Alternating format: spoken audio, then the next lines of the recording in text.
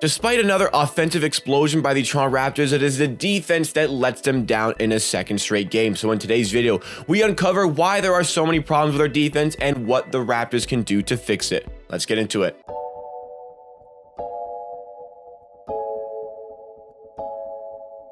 Welcome NBA and Raptors fans. This is Amateur Hour Sports, your source for everything Raptors related. We do Raptors news coverage, mock trade breakdowns, game recaps like this one, and so much more. So if you like the Toronto Raptors and you enjoy content in this sort of video style, well, you are going to love Amateur Hour Sports. So make sure you're subscribed to the channel and you get 4+ videos a week, all concerning the Toronto Raptors, and you can help us on a road to 8,000 subscribers. We're getting so close to 7,500. You can help us get there by subscribing. But today's video, kind of a game recap for what we saw with the Raptors as they played the Portland Trailblazers late last night, 10 p.m. Eastern time. A late one for Raptors fans to watch, and ultimately they fall in a close one by the scoreline 118-113, and a game where the Raptors again allow almost 120 points and they allowed 61 in the first half. So we have a lot of questions about why is the defense not really playing up to our expectations. And overall, the consensus I saw online after this game from a lot of Raptors creators, I've never been one to jump on trends or anything, but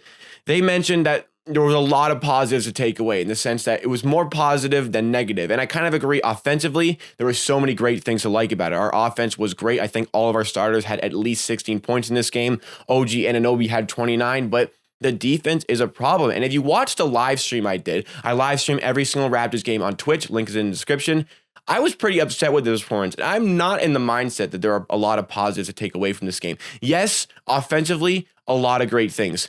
Defensively, we seriously struggled to contain the Portland Trailblazers. Yeah, there was a lot of good offensive threats on this team. McCollum had a great game. Damian Lillard had a great game, but there's still a lot of concerns that need to be addressed about this team and a lot of things that do need to be fixed about the Raptors team. One silver lining before we really get into it is the fact that a lot of the things that happened in this game that went wrong are things that can be easily corrected. So let's get into all of the things that went wrong. Offensively, don't need to talk about it too much. You guys know we were absolutely awesome on offense, and that didn't transition to the defensive game because the Raptors continued to do a little bit of over switching. I think that for the Raptors, they did a lot better in this one of not committing to the double too early in the first half. The Raptors, we exploded out of the gate in the first quarter, which was great, but a bad stretch to end off the second quarter, which gave Portland that 61-60 lead at halftime, and an awful stretch to start the fourth are really where it went wrong for the Raptors. The over switching wasn't as big of a problem, but a little bit too many blow-bys in this one. You don't expect it from the Raptors here. A lot of great individual defenders, and I mentioned it after the Pistons game. Just trust your 1v1 defenders. Well, in this one, it wasn't great 1v1 defending. It really wasn't that good. Siakam got burned a little bit too often, and he's still really finding his rhythm on defense after that lengthy process of rehabilitating for injury. Scotty Barnes got burned on the outside a little bit too often as well, and McCollum and Lillard were hitting their shots, and if we were giving them those open looks, which we did on many occasions, there wasn't much we could do. But the blow-bys, it's going to happen. You're going to get beaten, especially talented players like Lillard and McCollum and like Norman Powell, etc., etc. But what I was concerned about is that every time a blow-by happened, every time the first ball handler like Lillard got past his check, the help was kind of weird because the Raptors always left three-point shooters open. It happened consistently throughout the night, and it happened consistently in the Pistons game as well. We don't have a good enough rotation to take away the pass and the person ball handling trying to get to the rim. I think that it's basically one or the other, but there needs to be a little bit of a management of that. And I think a lot of that still remains that we don't have that proper rim protector who can just kind of force up a distorted shot, because it's better to force up a tough shot from the ball handler rather than allowing him to kick it to somebody who is wide open. Sometimes that was Larry Nance trailing on the inside, which turned into an open layup. Sometimes that was Robert Covington peeling out for a three, and he was hitting his threes last night. We had to do a better job of managing our rotation to fix these things. And I think sometimes if there was a pick and roll, the Raptors were caught in some rotations. Like if Siakam was guarding the person who set the pick, he switched on to, let's say, Damian Lillard, the ball handler, far too quickly. And there was a double on Lillard, but now there is somebody open. So I don't think Siakam in some situations did a good enough job of recognizing where he was and rotating to the open player. And it led to a lot of confusion for the Raptors defense and a lot of open looks for the Portland Trailblazers three. And they were hitting so many of their shots yesterday. They were about 55% from the field, 45% from three. That's concerning. That's concerning. It wouldn't be concerning if it was more of a one-off for the Raptors, but it's been a few games now where we're really allowing a lot of shots to fall for the opposition team. And I think that teams are really starting to figure out this rotation. So we need to do a better job of kind of switching up and making sure that we're not getting found out. We're not leaving the weak side corner three wide open. So I think a specific play in mind was, I believe it was Lillard ball handling with Fred VanVleet guarding him. McCollum had Siakam on him because it was in transition. McCollum kind of goes for a screen, and Siakam immediately switches on to Lillard. Fred VanVleet didn't need help guarding Lillard, but Siakam overcommitted on the switch, overhelped on the switch, which left CJ McCollum open for an easy pass for Lillard. And I think that there were many other plays where these sort of things happened. There was one stretch of the game, really late, where the Blazers were up. It was in this section where it was like 105-92, where the Raptors were on the way back. There was 3 straight possessions for the Blazers where Siakam overhelped, leading to a wide open three. And I couldn't believe it happened once on a possession and then it happened twice on the next possession. But then there was an offensive rebound for Portland where he did it again. And I really lost it because the rotations are the biggest thing for me. The rotations are the biggest thing. I tried to put a little bit more of a focus on watching the rotations as I watch this game because I didn't like it against the Pistons, but I wanted to kind of figure it out a little bit more. So I was really, really dialed in the rotations. And I saw a lot of the fragilities, as I've mentioned already, the overhelping and the overcommitment on the ball handler when sometimes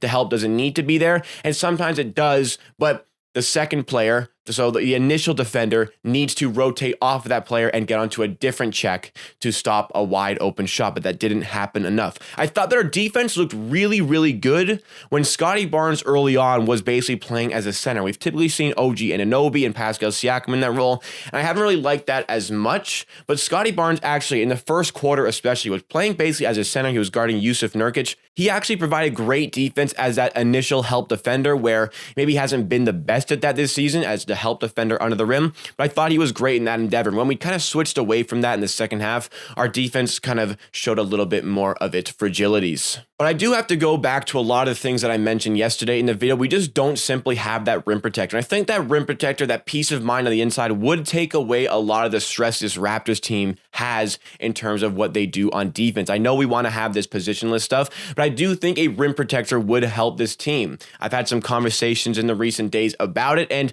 rim protection isn't just necessarily shot blocking. Rim protection is distorting a shot. So if you get one block, well, that's just as good as distorting 4 other shots and changing up 4 other shots, or even deterring the shot at all from happening just because you know that player is in the paint and you know that he's going to cause some problems in the paint for yourself. So that is something that the Raptors definitely lack, and I think that we don't necessarily need to go all out for somebody like DeAndre Ayton, just to name it somebody. We need to go for a bench player who can provide that role. Somebody doesn't need to get as many minutes, but the Raptors can use him off the bench when it's necessary for the game. We just don't really have a plan B as it comes to our interior defense. I know we have injuries, but I just don't think Chris Boucher and Prez Achiuwa provide that much of that interior defense either. Another problem I have with the game is that the Raptors really play this hyper-aggressive rotations. Now, I've become a fan of it. I think that we need to kind of tinker it right now, obviously, but I've become a fan of it. I think it's great. I think it works, and we use it to win an NBA championship. Clearly, it does something well.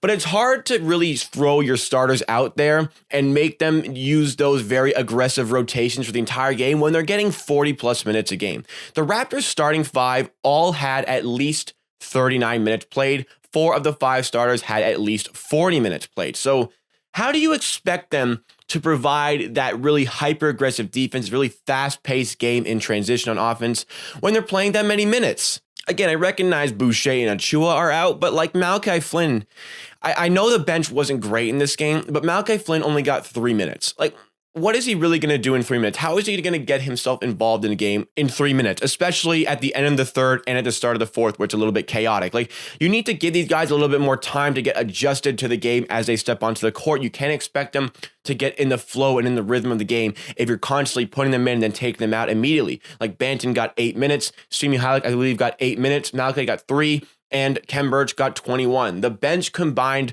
for 40 minutes. And the starters pretty much all had 40 minutes to themselves. So I get the bench wasn't great in this game. I really do understand that, but you can't really expect them to get any better if you're not providing them the ability to improve their game on the court. I know in those late game situations, you can't really rely on your bench. That's fine, but in the first and second quarter, I think Malachi Flynn should really get some more second quarter minutes, but late game completely makes sense, but earlier in the game, you do need to give these guys a break, especially when things are going south, especially when things are not going your way. Try to throw in somebody else to kind of change up proceedings, and that just really wasn't happening. I think that the minutes are kind of distorting our consistency because we haven't been consistent, especially in that fourth quarter. We would go on like a 7-0 run, then Portland would go on a 7-0 run, and then we just trade those like 8-7-0 runs. And I think that the consistency would be a little bit sharper if we had the fitness in order to achieve that sort of consistency. I just think that because we're constantly using the bench like just very sporadically, it's really difficult for them to get settled into the game. And for the starters, it's tough to just maintain that high level of play for that extensive period of time. And as we progress through the season, I think that will be even more telling. But despite all my complaints, this game comes down to a few mistakes near the end of the game. Scottie Barnes, for the first time this season, looked like a rookie. Fred VanVleet gave him a sensational pass on the inside right at the rim, and Scottie Barnes fumbled the pass out for a turnover. And then I think it was a few possessions later, just a very routine, I think it was Fred who carried the ball up the court, a simple pass to Scottie Barnes, and he inexplicably fumbles it again, and it goes out for a turnover. For the first time, Scottie Barnes looked like a rookie here, just a couple of mistakes. These things are going to happen, but a lot of things you can correct. I've kind of convinced myself over the recording of this video, what are we at, like 12 minutes now? I've kind of convinced myself that, okay, there's some great things to take away, and there are things that just can be fixed pretty easily. You fix the rotations, you fix the minutes. Hopefully the bench gives you a little bit more of a boost in the next game than they did in this one. But things that we can fix, things that can be corrected. There are good signs for this team. It's a young team. It's a team that's still trying to piece itself together with players coming back from injury, being out with injury.